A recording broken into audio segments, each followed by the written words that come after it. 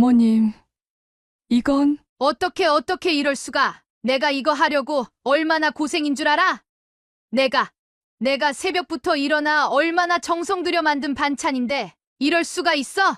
어머님, 저는 손주 생각해서 당근도 별 모양으로 깎고 시장 보느라 다리가 부러지게 돌아다니고 이게 다 개밥이었다고? 말해봐. 왜 이런 짓을 한 거야? 내 정성이, 내 마음이 그렇게 하찮았어?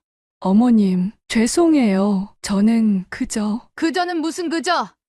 내 입맛에 안 맞으면 말을 하든가. 어쩌자고 이렇게. 인선이가 맞았어. 내가 호구였어. 어머님, 그게 아니라 그럼 뭐가 아니란 거야? 지금 이게 뭐야? 설명해봐. 그녀의 고함 소리에 동네 개들이 놀라 달아났습니다. 며느리는 그 자리에 주저앉아 울기 시작했습니다.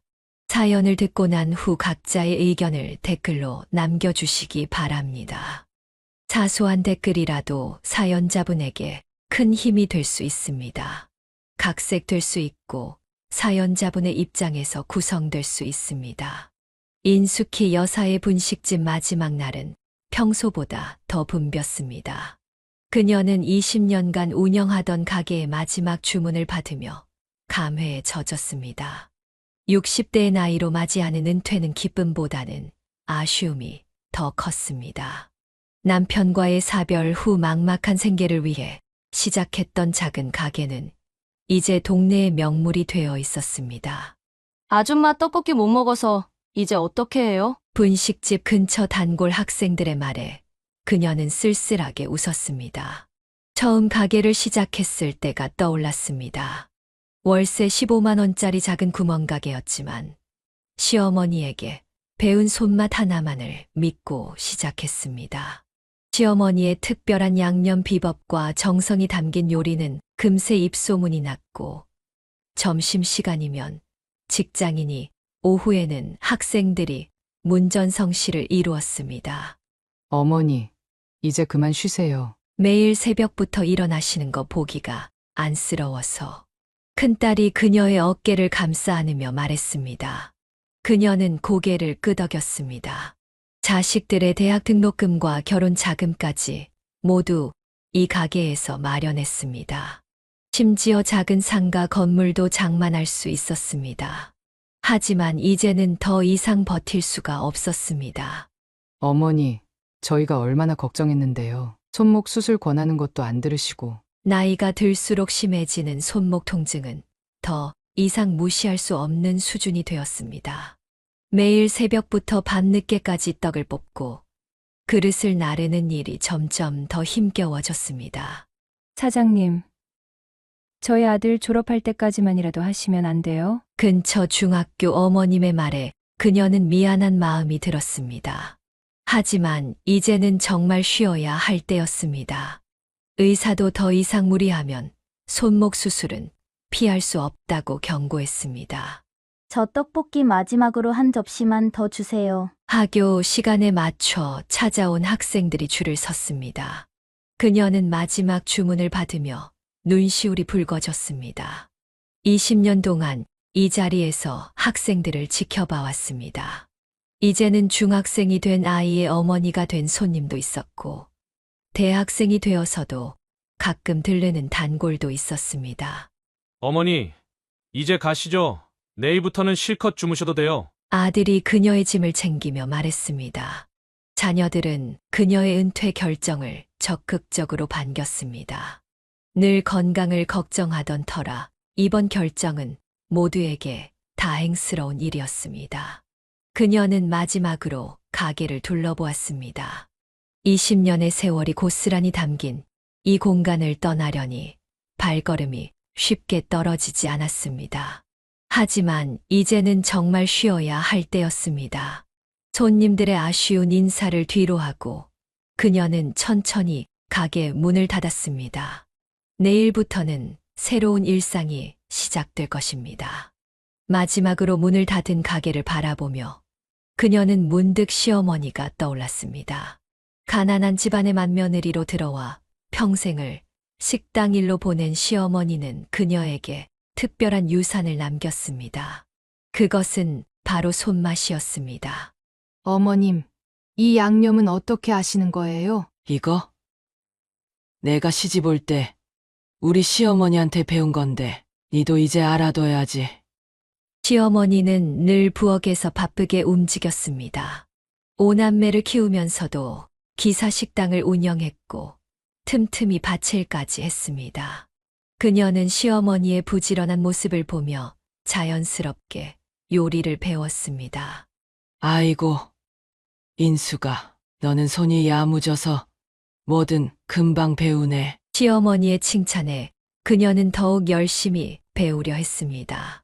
특히 양념의 비율을 맞추는 일은 시어머니의 특기였습니다. 한 숟가락의 차이로도 맛이 달라진다며 늘 정확한 양을 강조했습니다. 이 깍두기는 절대 소금을 먼저 넣으면 안 돼. 배추는 소금 절이고 무는 설탕 절여야 해. 시어머니의 특별한 비법들은 하나하나가 보물과도 같았습니다. 병환 중에도 시어머니는 부엌을 떠나지 않았습니다. 몸이 힘들어도 가족들의 끼니를 직접 챙기셨고 손님상을 내놓을 때면 늘 꼼꼼히 확인했습니다. 어머님, 이제 그만 쉬세요. 제가 할게요. 아니다. 내가 해야 맛이 있지. 말기암 진단을 받고도 시어머니는 부엌을 지켰습니다. 그녀는 시어머니의 병수발을 하면서도 요리를 배우는 것을 멈추지 않았습니다. 시어머니의 모든 비법을 놓치지 않으려 했습니다. 인수가, 이제 네가 해라. 내 손맛이 다 이 손에 갔으니. 마지막까지도 시어머니는 요리 이야기를 했습니다. 병상에 누워서도 음식 맛이 어떤지 물었고 양념 간이 부족하다 싶으면 꼭 지적했습니다. 어머님, 제가 어머님처럼은 못할 것 같아요. 너는 할 수 있어. 내가 다 지켜봤는데. 시어머니가 돌아가시기 전날 그녀는 마지막으로 시어머니의 비법 노트를 전해받았습니다. 오래되어 누렇게 변한 공책에는 시어머니의 일생이 고스란히 담겨 있었습니다. 양념 비율부터 손님 접대하는 방법까지 평생을 부엌에서 보낸 시어머니의 지혜가 빼곡히 적혀 있었습니다. 이제 네 차례다. 내 비법은 다 여기 있으니. 그 말씀을 마지막으로 시어머니는 눈을 감았습니다. 그녀는 시어머니가 남긴 비법 노트를 가슴에 품은 채 울었습니다. 시어머니의 유산은 단순한 요리 비법이 아니었습니다. 끈기 있는 삶의 자세, 가족을 향한 사랑, 그리고 절대 포기하지 않는 정신이었습니다. 이후 그녀가 분식집을 성공적으로 운영할 수 있었던 것은 모두 시어머니의 가르침 덕분이었습니다. 시어머니의 특별한 양념 비법은 그녀만의 것이 되었고 그 맛을 찾는 손님들로 가게는 늘 북적였습니다. 이제 은퇴를 하게 되었지만 시어머니의 손맛은 여전히 그녀의 손끝에 살아 있었습니다. 그러던 어느 날 시어머니의 장례를 치른 지 채 1년도 되지 않아 그녀는 또 다른 시련을 맞이했습니다. 남편이 퇴근길 교통사고로 갑자기 세상을 떠난 것입니다. 그날의 전화를 받던 순간이 아직도 생생했습니다. 여보세요. 인숙이 씨 되시나요? 여기 병원인데요. 갑작스러운 비보에 그녀는 그 자리에 주저앉고 말았습니다. 아직 중학생인 아들과 고등학생인 딸들을 혼자 키워야 한다는 현실이 막막했습니다. 아빠 어디 갔어? 왜 안 와? 어린 아들의 질문에 그녀는 대답을 할 수 없었습니다. 특히 사춘기에 접어든 아들은 아버지의 부재를 받아들이지 못했습니다. 아버지와 함께 하려던 계획들이 모두 물거품이 되어버린 현실에 분노했습니다. 어머님, 죄송하지만 학교에 좀 와주셔야 할 것 같습니다. 거의 매주 학교에서 전화가 왔습니다. 아들은 수업 시간에 엎드려 자거나 친구들과 싸움을 일으켰습니다. 담임 선생님을 찾아갈 때마다 그녀의 마음은 무거웠습니다. 어머님, 아이가 많이 힘들어하는 것 같아요. 상담을 받아보는 게 어떨까요? 네, 알겠습니다. 제가 좀 더 신경 쓰도록 하겠습니다. 하지만 상담을 받게 할 여유도 시간도 없었습니다. 장례를 치르고 나니 남은 것은 빚뿐이었습니다. 남편의 퇴직금으로는 겨우 장례 비용을 충당할 수 있었을 뿐입니다. 언니, 이러다 쓰러지겠어. 좀 쉬어야지. 동생의 걱정 어린 말에도 그녀는 쉴 수가 없었습니다. 엄마, 나 학원비 내야 되는데. 엄마 교복이 작아졌어. 자녀들의 요구 하나하나가 그녀의 어깨를 무겁게 했습니다. 하지만 시어머니의 가르침을 떠올리며 하루하루를 버텨냈습니다. 남편의 영정사진 앞에서 그녀는 자주 울었습니다. 하지만 울 시간도 없었습니다. 새벽부터 일어나 준비하고 밤늦게까지 가게를 열어야 했습니다. 입소문이 나면서 조금씩 손님이 늘어났습니다. 특히 학생들 사이에서 인기가 좋았습니다. 시어머니의 특별한 양념 비법이 빛을 발했습니다. 엄마, 나 오늘 시험 봤는데 100점 받았어. 어느 날 아들이 조심스레 시험지를 내밀었습니다. 방황하던 아들이 조금씩 제자리를 찾아가기 시작했습니다. 그녀는 아들을 꼭 안아주었습니다. 우리 아들, 정말 잘했다. 눈물을 참으며 그녀는 아들의 머리를 쓰다듬었습니다. 힘들었던 시간이 헛되지 않았다는 것을 느꼈습니다. 자식들을 굶기지 않고 제대로 된 교육을 시키겠다는 일념 하나로 버텨온 시간들이 조금씩 빛을 발하기 시작했습니다. 손님들의 칭찬에 그녀는 더욱 힘을 냈습니다. 시어머니의 레시피 노트를 펼쳐보며 새로운 메뉴도 연구했습니다. 점차 단골 손님이 늘어났고 수입도 조금씩 늘어났습니다. 엄마, 나도 가게 일 도와줄게. 주말이면 아이들도 가게 일을 돕겠다고 나섰습니다. 설거지를 하거나 심부름을 하며 조금씩 가게 일을 배웠습니다. 힘들었던 시기가 오히려 가족을 더 단단하게 만들어 주었습니다. 세월이 빠르게 흘러 자녀들은 모두 제 앞길을 찾아갔고 그녀는 드디어 은퇴를 맞이했습니다. 처음 며칠은 달콤한 휴식이 너무나 좋았습니다. 20년 만에 처음으로 해가 중천에 뜰 때까지 늦잠을 자고 오후에는 밀린 드라마도 실컷 보았습니다. 진작 이렇게 쉬셨어야죠. 얼굴이 훨씬 좋아 보이세요. 목욕탕에서 만난 동네 지인들의 말에 그녀는 웃으며 고개를 끄덕였습니다. 평생 처음 느껴보는 여유로움이 달콤했습니다. 엄마, 이제 좀 푹 쉬세요. 저희가 다 컸잖아요. 딸의 말도 맞았습니다. 이제는 더 이상 자녀들 뒷바라지를 걱정할 필요도 없었습니다. 딸은 대기업에 취직했고 아들은 크지도 작지도 않은 회사에서 일하고 있었습니다. 하지만 한 달이 지나자 달콤한 휴식은 점차 지루함으로 변해갔습니다. 매일 아침 일찍 일어나 분주히 보내던 시간들이 자꾸 떠올랐습니다. 여사님, 우리 식당에서 일주일에 2~3시간만 일하실래요? 그냥 가벼운 일 도와주시는 거예요. 동네 중국집 사장의 제안에 그녀의 마음이 살짝 흔들렸습니다. 엄마, 안 돼요. 또 그릇 나르다가 손목 다치시면 어떡해요? 딸의 강력한 반대에 그녀는 한숨을 쉬었습니다. 딸은 어머니의 건강을 진심으로 걱정했습니다. 매일 아침 텅 빈 가게를 지나칠 때마다 그녀의 발걸음이 무거워졌습니다. 20년 동안 매일 아침 저 자리에서 시작했던 하루가 자꾸만 떠올랐습니다. 어머니, 저희 집에 오셔서 애들이랑 시간 보내시는 건 어떠세요? 며느리의 제안도 있었지만 그녀는 망설여졌습니다.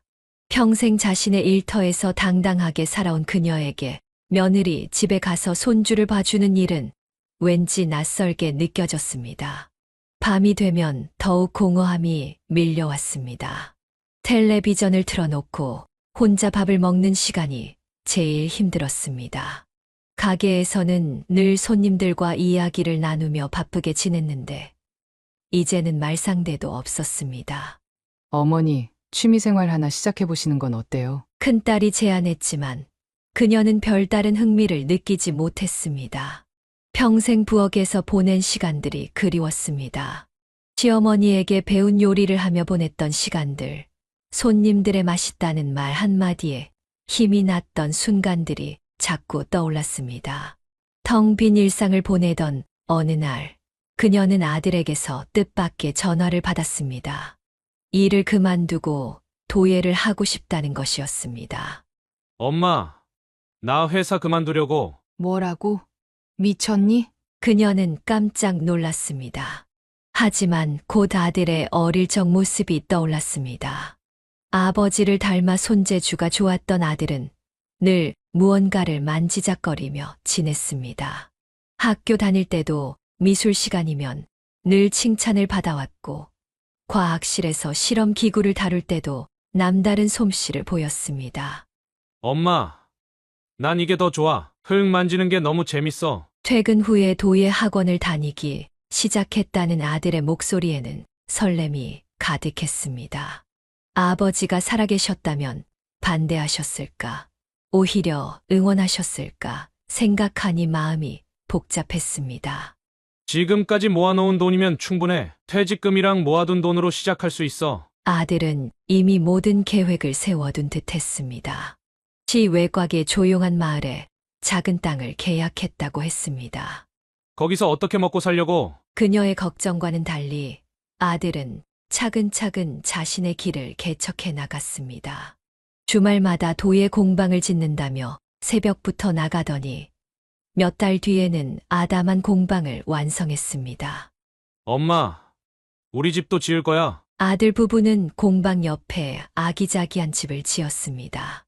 마당에는 작은 텃밭도 만들었고 흙과 나무의 냄새가 어우러진 포근한 공간이었습니다.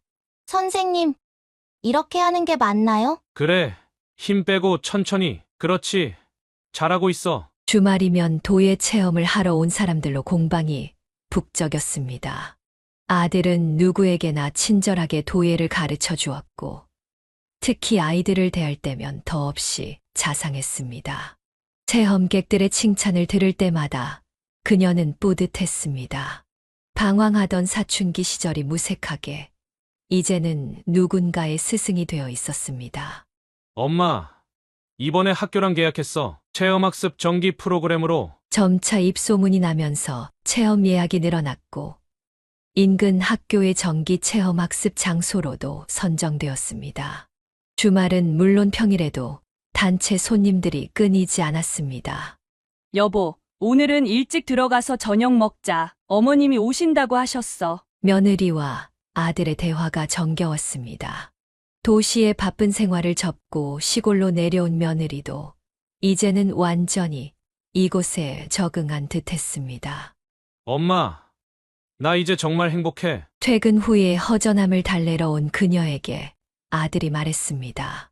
흙 묻은 손으로 찻잔을 다듬으며 짓는 아들의 미소가 어릴 적 그의 아버지와 똑같았습니다. 무더운 여름날, 그녀는 아들에게서 뜻밖의 전화를 받았습니다. 평소 전화 한 통 없던 아들이 수줍은 목소리로 말을 꺼냈습니다. 엄마, 혹시 오이냉국 담가주실 수 있어요? 오이냉국. 갑자기? 평소 입맛이 좋던 아들의 부탁이 의아했습니다. 더 물어보니 아들은 한참을 머뭇거리다 실상을 털어놓았습니다. 사실 아내가 만든 음식이 너무 싱거워서요. 간도 잘 안 맞고. 그녀는 한숨을 쉬었습니다. 도시에서 자란 며느리가 시골 생활에 적응하느라 힘들어하는 것은 알고 있었지만 밥상 차리는 것조차 어려워하리라고는 생각지 못했습니다. 알았어. 내일 가져다 줄게. 다음 날 아침 일찍 부엌에 들어선 그녀는 시어머니의 레시피 노트를 펼쳤습니다. 오이냉국 하나만 해줄 수는 없었습니다. 아들이 어릴 적 좋아하던 반찬들이 떠올랐습니다. 이 정도는 해줘야지. 오이냉국에 더해 가지볶음, 고구마 줄기김치도 준비했습니다.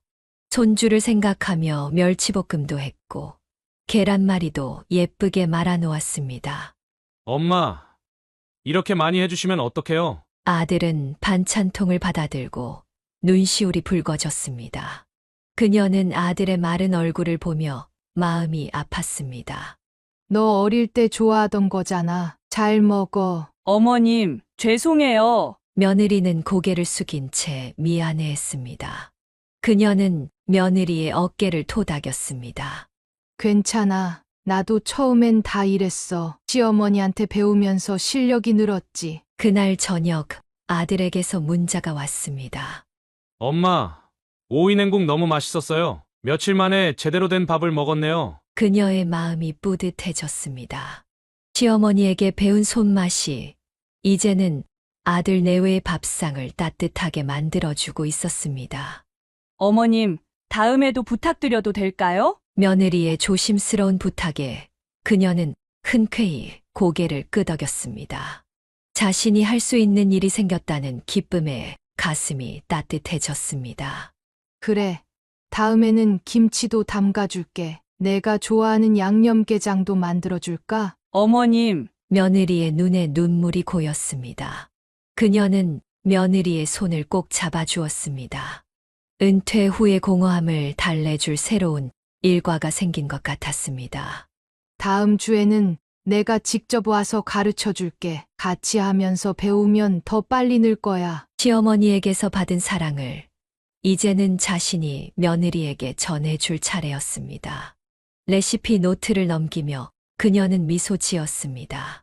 이것이 정기적인 반찬 배달의 시작이 되리라는 것을 그때는 미처 알지 못했습니다.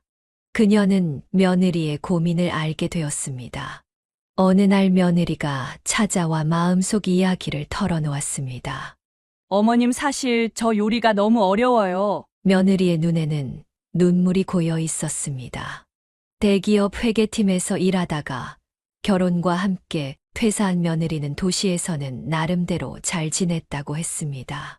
서울에서는 배달도 있고 맛집도 많아서 괜찮았어요. 근데 여기는 그녀는 며느리의 이야기를 가만히 들었습니다. 도시에서는 음식점도 많고 배달도 쉬워서 요리를 잘하지 못해도 큰 문제가 없었다고 합니다. 하지만 시골로 이사 온 후로는 달라졌습니다. 여보, 이건 너무 싱거운데 오늘은 또 왜 이렇게 짜? 남편의 잦은 불평에 며느리의 자존감은 점점 낮아졌습니다. 특히 간을 맞추는 것이 가장 어려웠습니다. 아무리 노력해도 음식이 짜거나 싱거웠고 그때마다 남편의 표정이 좋지 않았습니다. 어제는 소금을 조금만 넣었더니 싱겁다고 하고 오늘은 더 넣었더니 짜다고 하고 며느리는 울먹이며 말을 이었습니다. 요리책도 보고 유튜브도 찾아보며 노력했지만 책에서 보는 것과 실제로 하는 것은 너무 달랐습니다. 밥솥으로 밥하는 것까진 괜찮은데 국이랑 반찬이 너무 어려워요. 남편이 어머님 음식 맛이 그립다고 하더라고요. 며느리의 말에 그녀는 가슴이 아팠습니다. 자신도 처음부터 잘한 것은 아니었습니다. 시어머니 밑에서 수없이 실수하고 배우며 여기까지 온 것입니다. 여보, 나 오늘도 도시락 안 싸가도 될 것 같아. 결국 남편은 도시락도 거절했습니다. 아침부터 저녁까지 공방에서 일하는 남편을 위해 도시락을 준비했지만 며느리의 음식은 점점 식탁에서 멀어져 갔습니다. 어머님, 제가 너무 부족한 며느리죠. 그런 말 하지 마. 나도 처음엔 다 그랬어. 그녀는 며느리의 손을 잡아주었습니다. 도시의 편리한 생활을 접고 시골로 내려와 준 것만으로도 고마웠습니다. 어머님, 혹시 일주일에 한 번만이라도 반찬을 해주실 수 있으세요? 며느리의 조심스러운 부탁에 그녀는 고개를 끄덕였습니다. 자신의 레시피 노트도 함께 보여주며 차근차근 가르쳐 주기로 했습니다. 일주일에 한 번씩 내가 반찬도 해주고 내게도 가르쳐 줄게. 어머님, 며느리는 고개를 숙이고 훌쩍였습니다. 그녀는 며느리의 등을 가만히 쓰다듬어 주었습니다. 자신도 한때는 이런 시절이 있었다는 것을 잘 알고 있었기 때문입니다. 괜찮아. 천천히 배우면 돼. 내가 이렇게 노력하는 것만으로도 충분해. 시어머니에게 받은 따뜻한 위로와 가르침을 이제는 자신이 며느리에게 전해줄 차례였습니다. 그녀의 마음속에는 새로운 희망이 피어났습니다. 처음에는 일주일에 한 번, 두세 가지 반찬만 하기로 했습니다. 그녀는 며느리가 요리를 배울 때까지만 도와주려 했습니다. 하지만 상황은 조금씩 달라지기 시작했습니다. 어머님, 반찬이 이틀 만에 다 떨어졌어요. 며느리의 목소리에는 미안함이 가득했습니다. 아들 내외가 그녀의 반찬을 얼마나 맛있게 먹는지 알 수 있었습니다. 그래? 얼마나 먹었길래 벌써 다 떨어졌어? 아들이 맛있게 먹는다는 말에 그녀의 마음이 뿌듯했습니다. 자연스럽게 주 2회로 반찬 만들기가 늘어났습니다.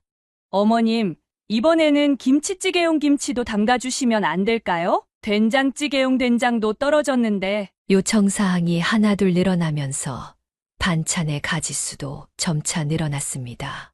처음에는 두세 가지였던 반찬이 어느새 5가지, 6가지로 불어났습니다. 이거 좀 봐. 시장 물가가 이렇게 올랐네. 장을 보면서 그녀는 한숨을 쉬었습니다. 좋은 재료를 고집하다 보니 경제적 부담이 커졌습니다.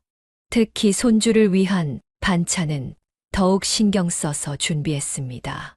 어머님, 우리 애가 할머니 멸치볶음은 무조건 다 먹어요. 그래? 그럼 다음에는 멸치볶음 더 많이 해줘야겠다. 손주 이야기만 나오면 그녀는 저절로 웃음이 났습니다. 꼬마 손주가 자신의 반찬을 좋아한다는 말에 피로도 잊었습니다. 아이고, 이제 손목이. 긴 시간 칼질을 하다 보면 은퇴 이후였던 손목 통증이 다시 도졌습니다. 하지만 아들 내외의 행복한 목소리를 들으면 모든 게 괜찮아졌습니다. 엄마, 이제 우리 집이 제일 맛있는 식당이에요. 어머님, 덕분에 여보가 살도 좀 찌셨어요. 그들의 말 한마디에 모든 고생이 녹아내렸습니다. 시장 보는 일도, 장시간 서서 요리하는 것도, 손목 통증도 견딜만 했습니다. 오늘은 뭐 해드릴까? 매일 아침 그녀는 시어머니의 레시피 노트를 펼쳤습니다. 계절 반찬을 골고루 넣어 영양가도 생각했고 손주의 입맛도 고려했습니다. 어머님, 제가 용돈이라도. 그런 소리 하지 마. 내가 해주고 싶어서 하는 거야. 며느리가 용돈을 건네려 할 때면 그녀는 손사래를 쳤습니다. 하지만 장보기 값이 만만치 않았고 연금으로 생활하는 그녀에게는 부담이 되기 시작했습니다. 이제 며느리도 좀 배웠을 텐데. 혼자 있을 때면 한숨이 나왔습니다. 하지만 맛있게 먹는다는 말을 들으면 또 다시 힘이 났습니다. 시어머니도 자신에게 이런 마음이었을까? 문득 그런 생각이 들었습니다. 장을 보고 돌아오는 길에 마주친 딸의 표정이 좋지 않았습니다. 퇴근길에 들른 딸은 어머니의 장바구니를 보자마자 화를 냈습니다. 엄마, 또 인균에 반찬하러 가시는 거예요? 너는 왜 또 그렇게 화를 내니? 화가 안 날 수가 없잖아요. 인규 걔는 지네 엄마가 무슨 가정부인 줄 알아? 엄마가 지금 뭐 하시는 건지 아세요? 딸의 목소리가 한 톤 높아졌습니다. 그녀는 딸을 지나쳐 부엌으로 향했지만 딸이 그녀의 팔을 잡아챘습니다. 엄마를 집안 호구로 만들어놨네. 은퇴하시고 편히 쉬시라더니 이제는 돈도 안 받고 가정부로 만들어버렸잖아요. 너는 지금 무슨 소리를 하는 거니? 내가 우리 아들한테 해주겠다는데 뭐가 문제야? 문제라뇨? 다 문제죠. 장 보시느라 들어가는 돈도 문제고 매일 반찬하시느라 아프신 손목도 문제고. 내가 무슨 상관이야? 내 돈, 내 손목이잖아. 너 혹시 너만 안 해준다고 지금 이러는 거냐? 그녀도 목소리를 높였습니다. 딸은 더욱 흥분했습니다. 엄마, 그게 아니잖아요. 도대체 왜 이러시는지 모르겠어요. 오빠네만 챙기시고 맨날 인균의 얘기만 하시고 제가 보기엔 인균애가 엄마를 이용하는 것 같다고요. 이용? 내가 좋아서 하는 걸 왜 이용이야? 내가 가까이 살았어도 해줬을 거야. 전 절대 엄마한테 그런 부탁 안 했을 거예요. 인균애는 엄마 은퇴하시자마자 이렇게 부려먹고. 부려먹다니. 사실이잖아요. 전업주부인 올케는 뭐하고 오빠는 왜 밖에서만 돈 벌어온다고 하는데요? 엄마가 이렇게 매일 반찬을 너는 새아가 얘기는 하지도 마. 걔가 얼마나 노력하는지. 노력은 무슨. 엄마 반찬 믿고 요리도 안 배우려고 하잖아요. 두 사람의 언성이 점점 더 높아졌습니다. 부엌에 놓인 반찬통들이 딸의 눈에 들어왔습니다. 이것 좀 보세요. 이게 다 뭐예요? 된장, 고추장, 김치에 이렇게 많이 해주시면 재수 씨는 영영 배우려고도 안 할 거라고요. 너는 그만 좀 해. 내가 귀찮아서 그래. 내 잔소리가 제일 듣기 싫어. 엄마, 나가. 너 때문에 머리 아파. 내가 하고 싶은 거 하는데 왜 자꾸 참견이야? 딸은 눈물을 글썽이며 현관문을 박차고 나갔습니다. 그녀는 부엌 의자에 털썩 주저앉았습니다. 딸의 말이 틀린 것은 아니었지만 자존심이 상했습니다. 이 나이에 자식한테 이래라 저래라 통제당하는 것 같아 괴로웠습니다. 내가 좋아서 하는 건데. 혼잣말을 하며 그녀는 반찬 준비를 시작했습니다. 하지만 딸과의 다툼이 후폭풍을 몰고 올 것이라는 걸 그때는 미처 알지 못했습니다. 딸 인선과의 다툼으로 마음이 무거웠던 그때 뜻밖의 선물이 도착했습니다. 강릉에 사는 오랜 친구가 알이 꽉 찬 암개를 보내온 것입니다. 택배 상자를 열자 싱싱한 꽃게 향이 풍겼습니다. 친구의 편지도 들어 있었습니다. 인수가 이번에 잡은 개가 특별히 실하더라. 너 어릴 때 꽃게찜 좋아했잖아. 이거 받으면 생각나겠지. 그때 우리 둘이서 깨 먹으면서 얼마나 수다 떨었다오. 그녀는 미소를 지었습니다. 어린 시절 친구와 함께 꽃게찜을 먹으며 밤새 이야기를 나누던 기억이 떠올랐습니다. 그때는 게 한 마리도 귀했던 시절이었습니다. 이걸로 게장을 담가야겠다. 그녀는 시어머니의 레시피 노트를 펼쳤습니다. 간장게장과 양념게장의 비법이 꼼꼼하게 적혀 있었습니다. 특히 양념게장은 며느리가 좋아한다는 걸 알고 있었습니다. 어머님, 저는 양념게장이 제일 좋아요. 며느리가 처음 이 말을 했을 때 그녀는 속으로 기뻐했습니다. 시어머니의 특별한 레시피로 만든 양념게장은 그녀의 자랑이었기 때문입니다. 양념은 이렇게, 그리고 이틀은 숙성시켜야 해. 꼼꼼하게 재료를 준비하고 정성껏 게를 손질했습니다. 게의 크기가 달라도 간이 고루 배도록 하는 것이 비법이었습니다.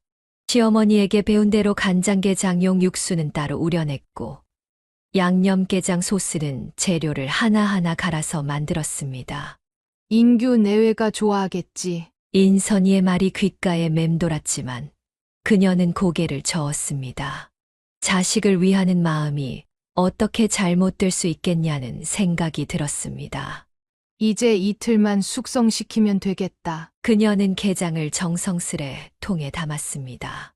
간장게장은 큼직한 암게를 골라 담갔고 양념게장은 특히 신경 써서 양념을 골고루 발랐습니다. 이거 하나는 인선이 줘야겠다. 마음 한켠에서는 딸 생각이 났습니다. 아무리 다퉜어도 피부치인데 이런 귀한 음식을 주지 않을 수는 없었습니다. 하지만 지금은 아들 내외에게 먼저 가져다 주기로 했습니다. 며느리가 얼마나 좋아할까. 게장을 담그며 그녀는 설렜습니다. 며느리가 좋아하는 음식을 정성껏 만들어주는 것이 그녀의 작은 기쁨이었습니다. 게장통을 정리하며 그녀는 미소 지었습니다. 하지만 이 게장이 큰 사건의 도화선이 될 줄은 미처 알지 못했습니다. 이틀 동안 정성껏 숙성시킨 게장을 들고 그녀는 아들 인규의 집으로 향했습니다.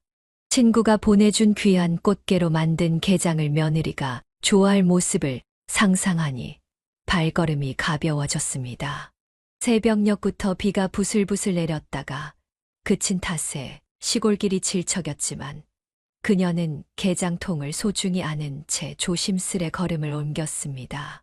멀리서 개 짖는 소리가 들렸습니다. 저 동네 들개들이 또 쓰레기를 뒤지나. 처음에는 그렇게 생각했습니다. 동네에 사는 들개 대여섯 마리가 늘 그 근처를 서성이곤 했으니까요. 평소 같았으면 그냥 지나쳤을 광경이었습니다. 하지만 이상하게도 발걸음이 자꾸 그쪽으로 향했습니다. 마치 무언가가 그녀를 그곳으로 이끄는 것 같았습니다. 웅덩이 근처에서 들개들이 무언가를 물어뜯고 있었습니다. 그녀의 눈이 커졌습니다. 개들이 파헤치고 있는 것 속에서 낯익은 반찬통이 보였습니다. 파란색 뚜껑의 반찬통. 분명 어제 아들 내외에게 건넨 바로 그 반찬통이었습니다. 그녀의 손이 떨렸습니다. 개들이 물고 있는 음식들이 하나하나 눈에 들어왔습니다. 시래기 나물, 고사리 나물, 멸치볶음, 장조림. 어제 새벽부터 일어나 정성껏 준비한 반찬들이었습니다. 그리고 마지막으로 눈에 들어온 것은 특별히 공을 들인 간장찜닭이었습니다. 손주가 좋아할까 싶어 당근을 일일이 별 모양으로 깎아 넣은 찜닭. 시어머니에게 배운 특별한 양념 비법으로 하루 종일 정성 들여 만든 요리였습니다. 개들이 물어뜯은 달고기 사이로 선명한 별 모양 당근 조각이 눈에 들어왔습니다. 그녀의 다리에 힘이 빠졌습니다. 질척한 땅에 쪼그려 앉아 한동안 그 광경을 바라보았습니다. 떨리는 손으로 휴대폰을 꺼내 사진을 찍었습니다. 정신이 없었지만 이 순간을 기록해야 한다는 생각이 들었습니다. 왜, 도대체 왜? 목이 메었습니다. 새벽부터 일어나 정성껏 만든 반찬들이 개밥이 되어 있었습니다. 간장찜닭을 만들 때가 떠올랐습니다. 손주가 좋아할까 싶어 당근을 깎느라 손가락이 베었던 것도, 양념이 딱 맞나 싶어 몇 번이고 맛을 봤던 것도 모두가 부질없어 보였습니다. 들고 있던 게장통이 천근만근이었습니다. 이 게장도 결국 개밥이 될 운명이었을까요? 강릉 친구가 보내준 귀한 꽃게로 시어머니의 비법대로 담근 소중한 게장이. 그녀는 그 자리에 한동안 서 있었습니다. 개들이 달려들어 반찬통을 더 헤집어 놓을 때마다 그녀의 가슴도 함께 찢어졌습니다. 머리가 하얘졌습니다. 손목이 아플 때도, 장보기가 힘들 때도, 경제적으로 부담될 때도 참았습니다. 며느리와 아들이, 그리고 손주가 맛있게 먹는다는 생각에 모든 게 견딜만 했습니다. 딸의 날카로운 지적이 귓가에 울렸습니다. 엄마를 집안 호구로 만들었다던 분노 어린 목소리가 이제야 이해되는 것 같았습니다. 하지만 여전히 받아들일 수 없었습니다. 시어머니의 레시피 노트에 적힌 비법대로 만든 반찬들, 손주를 위해 별 모양으로 깎은 당근, 며느리가 좋아한다며 넉넉히 담근 멸치볶음. 그 모든 정성과 사랑이 이렇게 허공으로 사라질 줄은 꿈에도 몰랐습니다. 질척한 땅을 짚은 손이 떨렸습니다. 들개들은 여전히 반찬을 뒤지고 있었고 그녀는 그저 그 자리에 굳어버렸습니다. 앞으로 어떻게 해야 할지, 무슨 말을 해야 할지 아무 생각도 나지 않았습니다. 그녀는 분노와 배신감으로 온몸이 떨렸지만 더 확인해야 할 것이 있었습니다. 개들이 어떻게 반찬통을 물고 왔는지 직접 확인해야 했습니다. 게장통을 꼭 쥔 채 아들네 집 쪽으로 걸음을 옮겼습니다. 그때였습니다. 모퉁이를 돌자 며느리의 뒷모습이 보였습니다. 며느리는 커다란 비닐봉지를 들고 있었고 그 안에는 분명 어제 전달한 반찬통들이 들어 있었습니다. 어머님? 며느리는 그녀를 보자 얼굴이 창백해졌습니다. 비닐봉지에서 반찬통을 꺼내 개들 앞에 내용물을 쏟아붓던 손이 멈칫했습니다. 이게 뭐 하는 짓이야? 그녀의 목소리가 떨려 나왔습니다. 며느리의 손에서 떨어진 반찬통이 땅에 굴러갔습니다. 거기엔 분명 어제 만든 콩자반이 담겨 있었습니다. 어머님. 이건 어떻게 이럴 수가? 내가 이거 하려고 얼마나 고생인 줄 알아? 그녀의 절규가 골목을 울렸습니다. 게장통을 땅에 떨어뜨린 그녀는 며느리에게 달려갔습니다. 내가 새벽부터 일어나 얼마나 정성 들여 만든 반찬인데 이럴 수가 있어? 어머님, 저는 손주 생각해서 당근도 별 모양으로 깎고 시장 보느라 다리가 부러지게 돌아다니고 이게 다 개밥이었다고? 며느리는 겁에 질린 얼굴로 뒷걸음질 쳤습니다. 하지만 그녀는 멈추지 않았습니다. 말해봐. 왜 이런 짓을 한 거야? 내 정성이, 내 마음이 그렇게 하찮았어? 어머님, 죄송해요. 저는 그저는 무슨 그저? 내 입맛에 안 맞으면 말을 하든가. 어쩌자고 이렇게. 그녀의 눈에서 눈물이 쏟아졌습니다. 시어머니에게 배운 비법대로 만든 반찬들, 밤늦게까지 손목이 아프도록 다듬고 썰었던 재료들, 장을 보면서 하나하나 고르고 고른 식재료들, 모든 것이 물거품이 되어버렸습니다. 인선이가 맞았어. 내가 호구였어. 어머님, 그게 아니라 그럼 뭐가 아니란 거야? 지금 이게 뭐야? 설명해봐. 그녀의 고함 소리에 동네 개들이 놀라 달아났습니다. 며느리는 그 자리에 주저앉아 울기 시작했습니다. 난 정말 너한테 최선을 다했어. 시어머니한테 배운 음식 하나하나 정성 들여 만들었어. 그런데 어떻게 이럴 수 있냐? 목이 메어 말이 나오지 않았습니다. 땅바닥에 떨어진 게장통에서는 간장이 흘러나와 질척한 땅을 적시고 있었습니다. 어머님, 제가 잘못했어요. 잘못했다고? 지금 이게 잘못했다는 말로 끝날 일이야? 그녀는 바닥에 흩어진 반찬들을 하나하나 바라보았습니다. 자신의 정성이, 사랑이 이렇게 거리에 버려질 줄은 꿈에도 몰랐습니다. 내가 왜 이런 대접을 받아야 하는 거야? 그녀의 목소리가 흐려졌습니다. 분노와 배신감, 그리고 깊은 상처가 한꺼번에 몰려왔습니다. 며느리는 계속해서 무언가를 설명하려 했지만 그녀의 귀에는 더 이상 아무것도 들리지 않았습니다. 며느리는 한동안 흐느끼기만 했습니다. 그러다 갑자기 고개를 번쩍 들었습니다. 그녀의 예상과 달리 며느리의 눈에는 분노가 가득했습니다. 어머님, 저도 할 말이 있어요. 며느리의 목소리가 떨렸습니다. 알아요? 인규 씨가 제 음식은 어떻게 대하는지 아세요? 얘가 뭘 잘했다고 큰 소리야. 제가 아침부터 저녁까지 부엌에 서서 음식을 해요. 손이 부르트고 팔이 아파도 계속 만들어요. 근데 인규 씨는요? 며느리가 벌떡 일어났습니다. 눈물이 범벅이 된 얼굴로 소리쳤습니다. 한 숟가락도 안 먹어요. 제 음식은 쳐다보지도 않아요.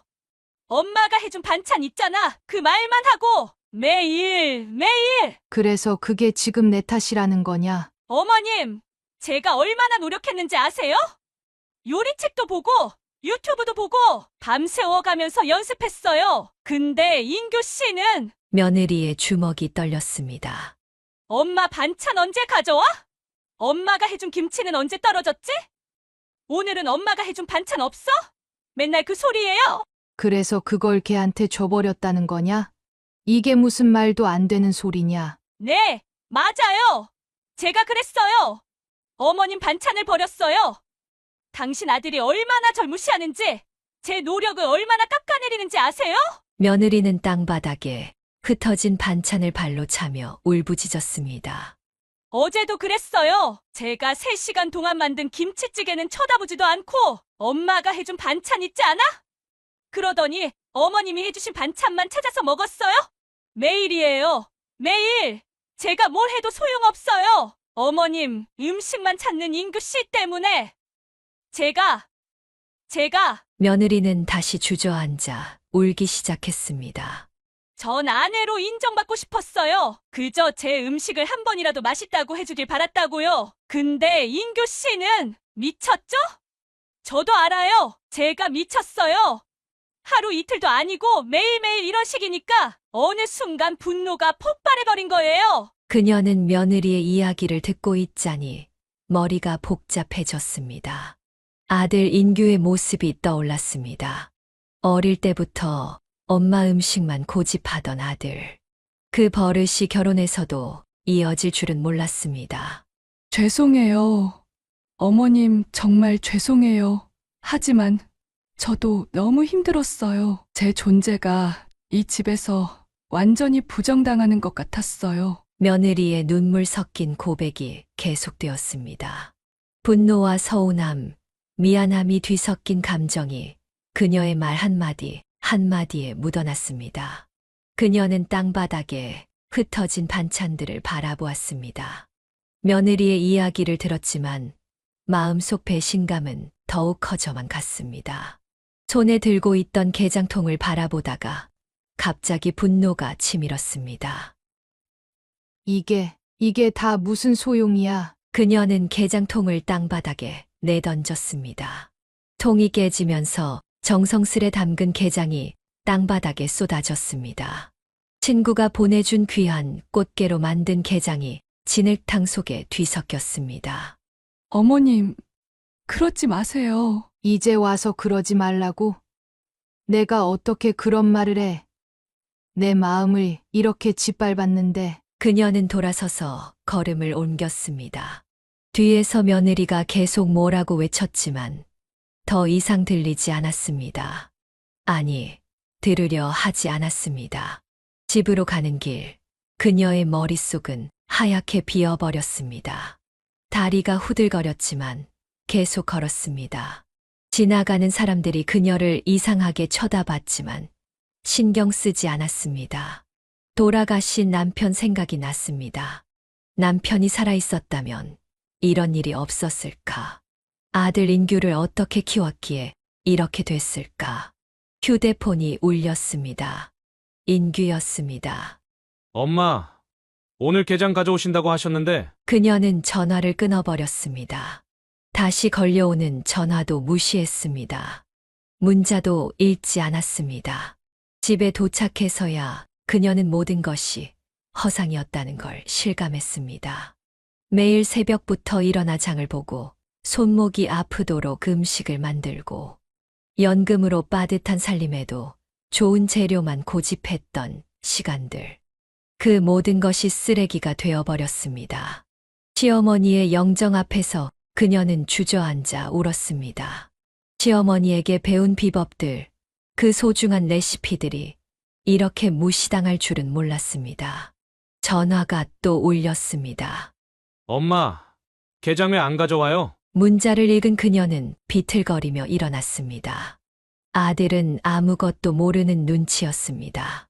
아내가 자신의 음식을 버린다는 사실도, 지금 벌어진 일도.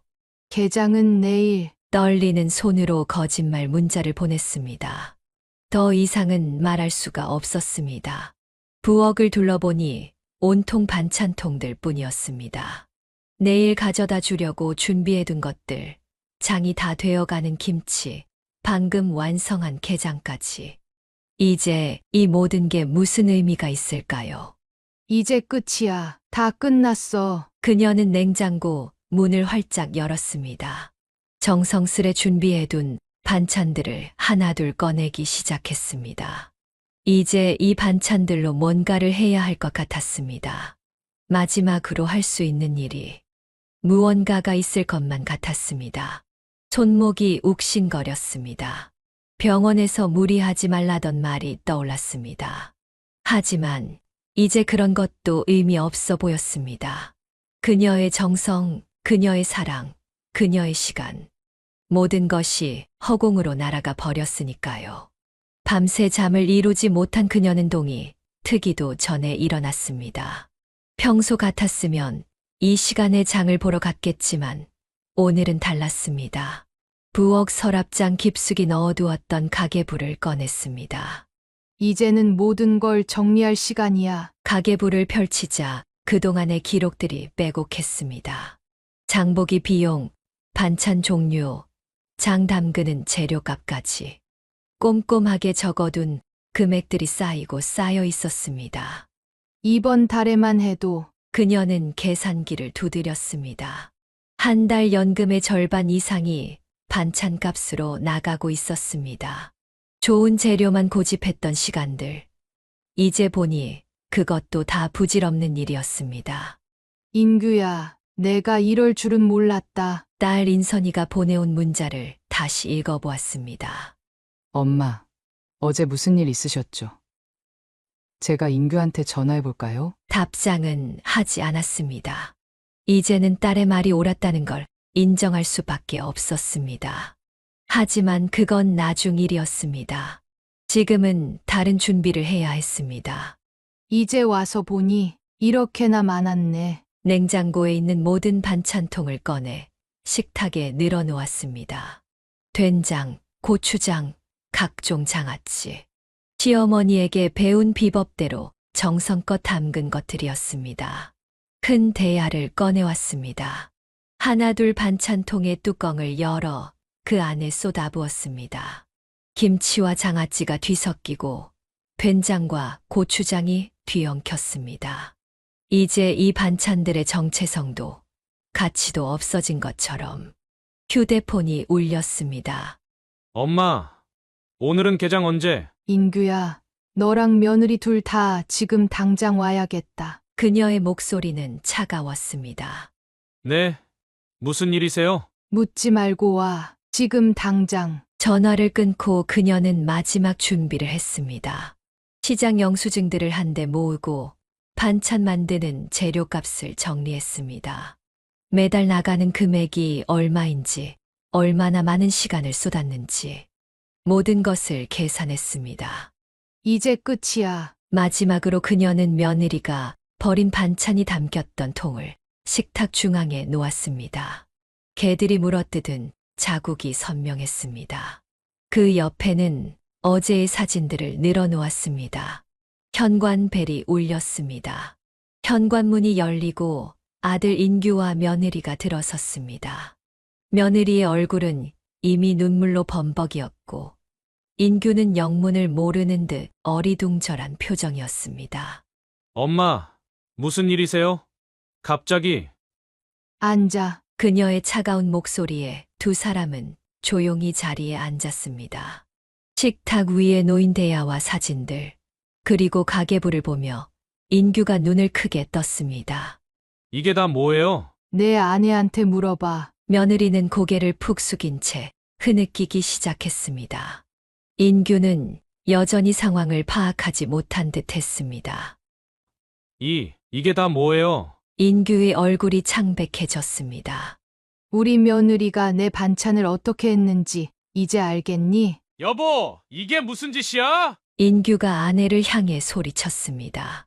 며느리는 더욱 크게 흐느꼈습니다. 그리고 이것 봐. 그녀는 가계부를 펼쳤습니다. 빼곡히 적힌 금액들, 장보기 내역, 반찬 종류들. 매달 들어간 비용이 꼼꼼하게 정리되어 있었습니다. 엄마, 이렇게 많이! 연금의 절반 이상을 너희 반찬값으로 썼다. 좋은 재료만 고집했지. 내 아들 며느리 손자니까. 그녀의 목소리가 흔들렸습니다. 당신이 어떻게 이럴 수가 있어? 인규가 아내의 어깨를 거칠게 흔들었습니다.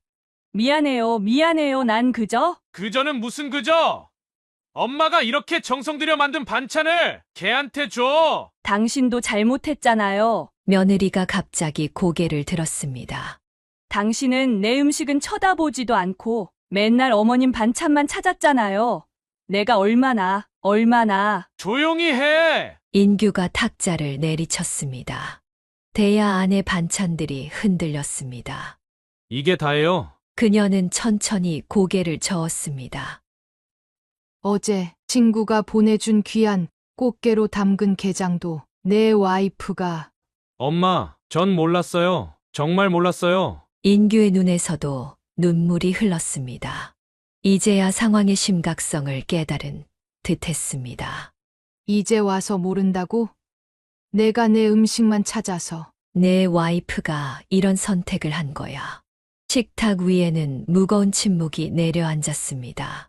대야 안에서는 뒤섞인 반찬들이 처연한 빛을 발했고 가계부의 숫자들은 그녀의 헛된 정성을 증명하고 있었습니다. 이제 우리가 어떻게 해야? 인규의 말끝이 흐려졌습니다. 돌이킬 수 없는 상처가 이미 나버린 이 상황에서 그 누구도 쉽게 답을 내놓을 수 없었습니다. 무거운 침묵이 흐르는 가운데 그녀가 천천히 자리에서 일어섰습니다. 시어머니의 영정을 바라보다가 다시 아들 내외를 향해 돌아섰습니다. 이제 끝이다. 엄마, 더 이상 말하지 마. 이제부터 너희와 나는 남이야. 그녀의 목소리는 떨리지 않았습니다. 어제의 분노와 배신감은 이미 차갑게 식어버린 듯 했습니다. 내가 바보였어. 시어머니 돌아가시고 나서 내가 시어머니처럼 살면 며느리도 나처럼 될 줄 알았지. 이걸 걔들한테 던져줬다. 그것도 모자라서 게장까지. 어머님, 제가 잘못했어요. 제발. 조용히 해. 그녀의 외침에 며느리가 움찔했습니다. 핸드폰 꺼내봐. 네? 어서. 떨리는 손으로 인규가 핸드폰을 꺼냈습니다. 그녀는 자신의 번호를 찾아 차단을 눌렀습니다. 나도 차단했으니 너희도 차단해라. 이제 전화도 문자도 하지 마. 나타나지도 마. 엄마, 이러시면 너희가 이럴 거면서 뭘. 내가 이제 뭘 더 어떻게 해줘. 걔들이 내 반찬 뜯어먹는 걸 보고도 더 뭘 봐라. 그녀는 냉장고로 걸어가 문을 활짝 열었습니다. 보이니? 이게 다 너희 거였어. 이제는 목이 메었지만 그녀는 꾹 참았습니다. 유산, 그것도 기대하지 마. 다 팔아서 요양원 갈 거야. 너희한테 한 푼도 남기지 않을 거야. 엄마, 저희가 유산바라고 이랬던 거 아니잖아요. 그럼 뭐야? 이게 자식이 어머니한테 할 수 있는 짓이야? 그녀는 탁자 위에 놓인 시어머니의 레시피 노트를 집어들었습니다. 이것도 이제 필요 없겠지? 어차피 걔들 밥이 될 텐데. 어머님, 제발. 나가. 당장 나가. 그녀의 손이 현관문을 가리켰습니다. 난 이제 너희 엄마 아니야. 시어머니도 아니고. 그냥 모르는 사람이야. 엄마가 어떻게 그러실 수가? 어른스럽지 못하다고? 그래, 나 이제 어른스럽지 않을래? 평생 참고 살았는데. 이제는 지쳤어. 더 이상은 못해. 인규가 무언가 더 말하려 했지만 그녀는 고개를 저었습니다. 나가. 다시는 오지 마. 이제 너희는 내 자식이 아니야. 마지막 말을 하고 그녀는 등을 돌렸습니다. 뒤에서 들리는 울음소리도 사과하는 소리도 듣고 싶지 않았습니다. 현관문이 닫히는 소리가 들렸습니다. 그제야 그녀는 주저앉아 울음을 터뜨렸습니다. 시어머니의 영정 앞에서 그녀는 오랫동안 흐느꼈습니다. 그날 이후로 휴대폰이 쉴 새 없이 울렸습니다. 차단했던 번호를 바꿔가며 아들 인규가 연락을 해왔습니다. 문자만 수십 통, 부재중 전화는 100통이 넘었습니다. 엄마, 제가 잘못했습니다. 와이프한테도 단단히 혼을 냈어요. 이혼하겠다고 했어요. 와이프가 진심으로 사과하지 않으면 그녀는 문자들을 하나둘 읽어보다가 모두 지워버렸습니다. 며느리의 문자는 더 많았습니다. 어머님, 제가 정말 잘못했어요. 한 번만 용서해 주세요. 제가 어떻게 하면 될까요? 무릎이라도 꿇을까요? 어머님께서 해주신 음식이 얼마나 귀한지 이제야 깨달았어요. 그녀는 한숨을 쉬었습니다. 며느리의 사과가 진심이 아니라고 생각하진 않았습니다. 하지만 그건 중요하지 않았습니다. 이미 마음속 깊이 박힌 상처는 어떤 말로도 지울 수 없었기 때문입니다. 어머님, 저 때문에 인규 씨가 매일 밤 울어요. 새벽에 온 며느리의 문자를 보며 그녀는 쓴웃음을 지었습니다. 아들의 눈물로 어머니의 마음을 흔들려 하다니.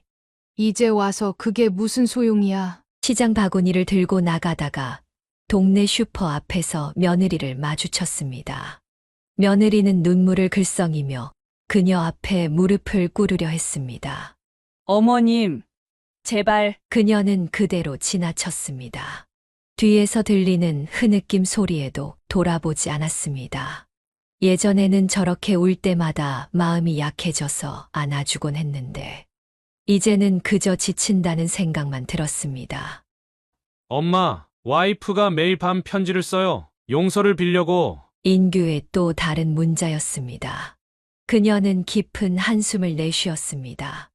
편지도 사과도 눈물도 모든 것이 그저 변명으로만 들렸습니다. 어머님 건강은 괜찮으신가요? 제가 죽을 죄를 지었어요. 매일 비슷한 내용의 문자가 왔습니다. 처음에는 읽기라도 했지만 이제는 확인도 하지 않고 지워버립니다. 인선아, 너는 어떻게 생각하니?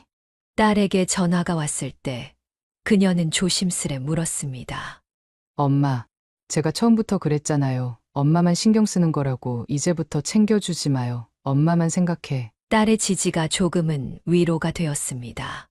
하지만 그것도 잠시 마음속 깊은 곳의 상처는 여전했습니다. 시장에서 꽃게를 보면 가슴이 아팠고 반찬 가게 앞을 지날 때면 눈물이 났습니다. 장독대의 항아리들은 그대로 두었지만 더 이상 새로운 장은 담그지 않았습니다. 엄마, 저희 부부 꼭 화해하고 싶어요. 어떻게 하면 될까요? 또다시 울리는 문자에 그녀는 휴대폰을 서랍 깊숙이 넣어버렸습니다. 용서는 아직은 할 수 없었습니다. 어쩌면 영원히 할 수 없을지도 모릅니다. 길가의 개들을 볼 때마다 그날의 기억이 떠올랐고 반찬통만 봐도 가슴이 무너져 내렸습니다.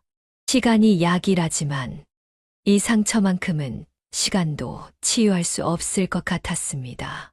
밤이면 찾아오는 것은 끝없는 후회뿐이었습니다. 그녀는 텅 빈 부엌에 홀로 앉아 지난 날들을 떠올렸습니다. 남편과 사별하고 혼자서 자식들을 키우던 시절이 떠올랐습니다. 아들 인규가 사춘기에 방황할 때도 딸 인선이 대학 등록금이 부족하다며 울 때도 그녀는 한 번도 주저하지 않고 앞만 보고 달려왔습니다. 분식집에서 매일 서서 일하다 터진 정맹류도 밤새 반찬을 만들다 구부러진 허리도 모든 게 자식들을 위한 것이었습니다. 시어머니에게 배운 음식 솜씨로 자식들을 먹이고 키웠는데 결국 그 음식이 길거리에 버려지는 신세가 될 줄은 몰랐습니다. 앨범을 펼쳤습니다. 인규의 초등학교 입학식 사진, 중학교 졸업식에서 찍은 가족 사진. 그 시절에는 이런 날이 올 줄 몰랐습니다. 사진 속 인규는 순수한 미소를 짓고 있었고 그녀는 자식들을 자랑스럽게 바라보고 있었습니다. 내 인생이 다 뭐였나? 밤새 이어지는 생각에 잠을 이룰 수가 없었습니다. 평생을 자식들한테 바쳤는데 남은 건 배신감뿐이었습니다. 자식을 위해 희생한 그 모든 시간이 마치 허공에 떠다니는 것만 같았습니다. 엄마, 문자가 또 왔습니다. 이번엔 딸 인선이었습니다. 엄마, 너무 마음 아파하지 마세요. 시간이 지나면 다 괜찮아질 거예요. 딸의 위로가 오히려 더 가슴을 아프게 했습니다. 이제는 자식들 때문에 서로 갈등하게 된 현실이 씁쓸했습니다. 부엌 창밖으로 보이는 장독대가 쓸쓸해 보였습니다. 예전에는 장맛을 보며 자식들 생각을 했는데 이제는 그마저도 허상이 되어버렸습니다. 이제 다신 회복하기 힘들겠지. 그녀는 알고 있었습니다. 시간이 흘러도 이 상처는 쉽게 아물지 않을 거라는 것을. 자식을 위해 바친 세월이 이렇게 끝날 줄은 몰랐습니다. 냉장고를 정리하다가 나온 낡은 반찬통들을 보며 그녀는 먹먹해졌습니다. 이제는 누구를 위해 음식을 하고 누구를 위해 살아야 할지 알 수 없었습니다. 창가에 걸린 달력을 바라보았습니다. 예전에는 자식들 생일이며 기념일을 빼곡히 적어두었는데 이제는 그저 빈 종이에 불과했습니다. 앞으로의 날들이 어떻게 채워질지, 자식들과의 관계가 어떻게 될지 모든 것이 안개 속에 있는 것만 같았습니다. 그렇게 한 달이 지났습니다. 매일 아침 우편함에는 아들 내외의 편지가 들어있었고 현관 앞에는 며느리가 무릎 꿇은 자국이 남아 있었습니다. 그러던 어느 날 손자가 직접 쓴 편지가 왔습니다. 할머니 보고 싶어요. 할머니가 해주시는 계란말이랑 멸치볶음이랑 당근으로 만든 별도 보고 싶어요. 서툰 글씨로 쓴 손자의 편지를 읽으며 그녀의 마음이 흔들렸습니다. 특히 종이 가득 그려진 별 모양의 당근 그림들이 가슴을 찔렀습니다. 그림 옆에는 할머니 당근별이라고 삐뚤빼뚤하게 적혀 있었습니다. 어머님, 우리 아이가 매일 할머니를 찾아요. 며느리는 또다시 현관 앞에서 무릎을 꿇었습니다. 이번에는 손자의 사진을 들고 왔습니다. 반찬을 제대로 먹지 못해 날이 갈수록 마르는 아이의 모습에 그녀의 마음이 아팠습니다. 밥을 잘 안 먹어요. 학교에서도 도시락을 그대로 가져오고. 아이의 옷이 헐렁해진 것이 보였습니다. 그동안 할머니가 해주던 반찬만 먹다가 이제는 다른 반찬은 입에도 대지 않는다고 했습니다. 엄마, 저희가 정말 잘못했어요. 제발 손자만이라도. 인규의 목소리는 전과 달리 많이 달라져 있었습니다. 매일 밤 집 앞에서 서성이는 아들의 모습이 동네 사람들의 입에 오르내렸습니다. 술에 취해 대문 앞에서 엄마를 부르며 우는 날도 있었습니다. 며느리의 울음 섞인 목소리가 자꾸 귓가에 맴돌았습니다. 그녀는 천천히 냉장고를 열었습니다. 한동안 비어있던 반찬통에 조심스레 계란말이를 담았습니다. 예전처럼 정성스레 당근을 별 모양으로 깎아 넣었습니다. 현관문 앞에 반찬통을 놓으면서 그녀는 눈물을 훔쳤습니다. 완전한 용서는 아직 할 수 없었습니다. 개들이 반찬을 뒤지던 그날의 기억이 여전히 생생했고 그 배신감은 쉽게 지워지지 않았습니다. 어머님 감사합니다. 며느리가 반찬통을 받아들고 흐느꼈습니다. 그녀는 말없이 문을 닫았습니다. 창문 틈으로 며느리가 반찬통을 품에 안고 우는 모습이 보였습니다. 다음 날 손자의 그림이 또 왔습니다. 할머니가 해준 계란말이를 맛있게 먹는 자신의 모습을 그린 그림이었습니다. 그림 속에는 할머니와 손자가 함께 웃고 있었습니다. 완전한 용서는 아직 멀었습니다. 가슴 한구석의 상처는 여전히 아프고 그날의 기억은 쉽게 지워지지 않을 것입니다. 하지만 이제는 적어도 손자의 웃는 얼굴을 위해서라도 조금씩 마음을 열어보려 합니다. 손자의 그림을 바라보며 그녀는 생각했습니다. 언젠가는 시간이 더 흐르고 마음의 상처가 조금 더 아물면 그때는 아들 내외와도 다시 마주 앉을 수 있을지도 모르겠다고. 사연을 듣고 댓글을 남겨주시기 바랍니다. 사소한 의견일지라도 사연자분에게는 큰 힘이 됩니다. 노골적인 악성 댓글은 사연자분에게 상처가 될 수 있으니 삼가주시기 바랍니다.